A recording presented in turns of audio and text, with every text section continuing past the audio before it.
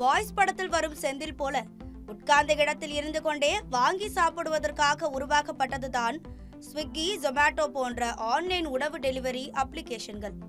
துவக்கத்தில் ஓரளவு நியாயமான விலையில் உணவுப் பொருட்களை டெலிவரி செய்தவர்கள் இப்போது பகல் கொள்ளையில் ஈடுபட்டிருப்பதாகவும், இதனால் ஹோட்டல் உரிமையாளர்கள் அவர்களுக்கு ரெட் கார்டு போடுவதாக சொல்லப்படுவதுதான் latest திகு.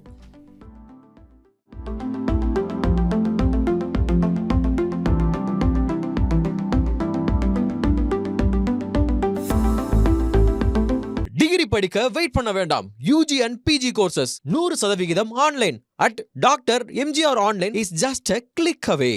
Meenakshi Medical College Hospital and Research Institute, Kanchipuram, accredited A+ by NAC. இது குறித்து ஹோட்டல் உரிமையாளர்கள் சிலரிடம் விசாரித்தோம். சென்னை போன்ற பெருநகரங்களில் 2019ஆம் ஆண்டு துவங்கப்பட்டதுதான் ஸ்விக்கி, ஜொமேட்டோ போன்ற டெலிவரி நிறுவனங்கள்.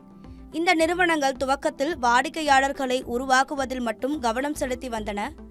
இதனால் உணவுப் பொருட்களை நல்ல சலுகைகளுடன் நியாயமான விலையில் குறுகிய காலத்தில் பொதுமக்களுக்கு விநியோகம் செய்து நல்ல பெயரும் எடுத்தன. இந்த நிறுவனங்களின் புதிய முயற்சிக்கு எதிர்பார்த்ததை விட பொதுமக்கள் மத்தியில் ஆதரவு பெருகியது. புதியவர்களின் நலனை கருத்தில் கொண்டு துவங்கப்பட்ட உணவு டெலிவரி சேவையை நாளடைவில் அவர்களை விட ஐடி துறைகளில் வேலை செய்பவர்களுக்கு தான் அதிகம் பயன்படுத்தினர். அதுவும் விடுமுறை நாட்கள் மற்றும் வார இறுதி என்றால் சப்ளை செய்ய முடியாத அளவுக்கு அவர்களுக்கு ஆர்டர்கள் எகிரும். வீட்டில் இருந்தபடியே உணவுப் பொருட்களை ஆர்டர் செய்து சாப்பிடுவது ஒரு கட்டத்தில் தவிர்க்க முடியாத ஃபேஷனாக மாறியது. இதற்கு பிறகுதான் உணவு டெலிவரி நிறுவனங்கள் தங்களது அணுகுமுறையை மாற்றத் தொடங்கின. முழுக்க கமர்ஷியலாக செயல்பட ஆரம்பித்தன.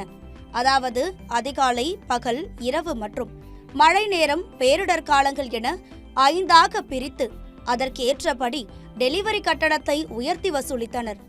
இதைத் தொடர்ந்து புகழ்பெற்ற பல ஹோட்டல்களை கையில் எடுத்த அவர்கள், ஒரு நாளைக்கு எங்களால் இவ்வளவு ஆர்டர் எடுத்து தர முடியும், உங்கள் லாபத்தை எங்களால் அதிகரிக்க முடியும், அப்படி எங்கள் நிறுவனங்களால் உங்களுக்கு லாபம் பெருகும் போது எங்களுக்கு நீங்கள் ஒரு குறிப்பிட்ட சதவீதத்தை கமிஷனாக தர வேண்டும் என வலியுறுத்தினர்.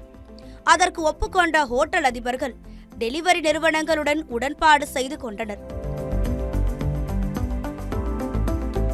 இதன் பிறகு ஹோட்டல்களில் வழங்கக்கூடிய உணவுப் பொருட்களின் விலையை டெலிவரி நிறுவனங்களை வசதிக்கேற்ப உயர்த்தி கொண்டது மட்டுமின்றி டெலிவரி கட்டணம், சேவை வரி மற்றும் டிப்ஸ் என அனைத்தையும் வாடிக்கையாளர்களிடம் இருந்து நேரடியாக வசூலிக்க தொடங்கின.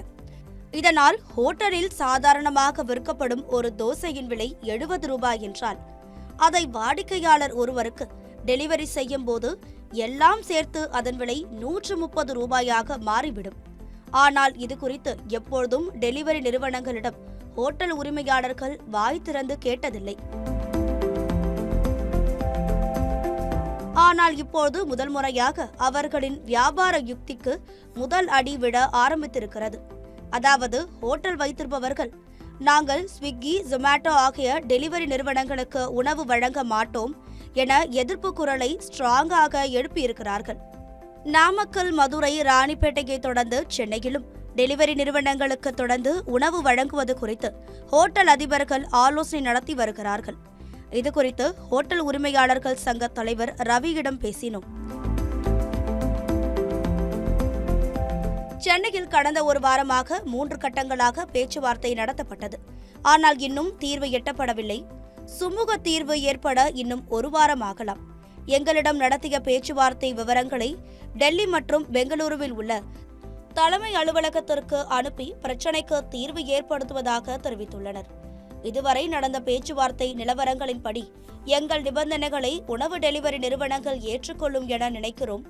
ஒருவேளை ஏற்க மறுத்தால் சென்னையிலும் டெலிவரி நிறுவனங்களுக்கு உணவு வழங்குவது நிறுத்தப்படும். உணவு டெலிவரி நிறுவனங்கள் கமிஷன் கேட்பதில் தவறு இல்லை. ஆனால் ஒவ்வொருவருக்கும் ஒரு வகை கமிஷன் என நிர்ணயம் செய்திருப்பதுதான் சர்ச்சையை ஏற்படுத்தியிருக்கிறது.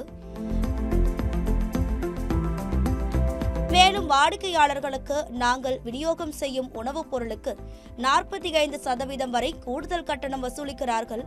அது மட்டுமல்ல, வாடிக்கையாளர்களிடம் உணவு டெலிவரி செய்வதற்கு முன்பே பணத்தை வசூல் செய்யும் நிறுவனங்கள் ஒரு வாரம் கழித்துதான் எங்களுக்கு பணம் தருகிறார்கள். அதிலும் 100 ரூபாய் எங்களுக்கு வரவேண்டும் என்றால் 45 ரூபாயை பிடித்துக்கொண்டு 55 ரூபாயை தான் வழங்குகிறார்கள். அதுபோக தொலைதூர கட்டணம், மழை பெய்தால் ஒரு கட்டணம் என ஏகப்பட்டதை எங்கள் மீது திணிக்கிறார்கள். ஹோட்டல் நடத்துபவர்களுக்கு இப்பொழுது மிகப்பெரிய லாபம் இல்லை. அதே நேரம் நாமக்கல்லில் ஹோட்டல் உரிமையாளர்கள் ஸ்ட்ரைக்கால் டெலிவரி நிறுவனங்களுக்கு மிகப்பெரிய பாதிப்பு ஏற்படாது. சென்னை, திருச்சி, கோவை போன்ற பெருநகரங்களில் இருப்பவர்கள் உணவு விநியோகம் செய்வதை நிறுத்தினால் அவர்கள் பாடு திண்டாட்டம்தான். இப்போதே எங்களால் உணவு விநியோகத்தை நிறுத்த முடியும். ஆனால் இதையே நம்பியுள்ள டெலிவரி ஊழியர்களை கருத்தில் கொண்டு பேச்சுவார்த்தை நடத்தி வருகிறோம். உணவு டெலிவரி நிறுவனங்கள் மற்றும் ஹோட்டல் உரிமையாளர்கள் மத்தியில் இந்த பிரச்சனை இப்போது பெரிய அளவில் வெடித்துள்ளது என்றார். இது குறித்து ஜொமேட்டோ தரப்பில் யாரும் பதிலளிக்க முன்வரவில்லை. நுங்கம்பாக்கத்தில் உள்ள ஸ்விக்கி அலுவலக மேலாளர் சந்தானத்திடம் பேசினோம். பேச்சுவார்த்தை நடக்கிறது. இரு தரப்புக்கும் சுமூகமான தீர்வு விரைவில் ஏற்படும். சென்னையில் எந்த சூழலிலும் உணவு விநியோகம் தடைபடாது என்றார் நம்பிக்கையுடன். டிகிரி படிக்க வெயிட் பண்ண வேண்டாம். UG and PG courses 100% online at Dr. MGR Online is just a click away. Meenakshi Medical College Hospital and Research Institute, Kanchipuram, accredited A+ by NAC.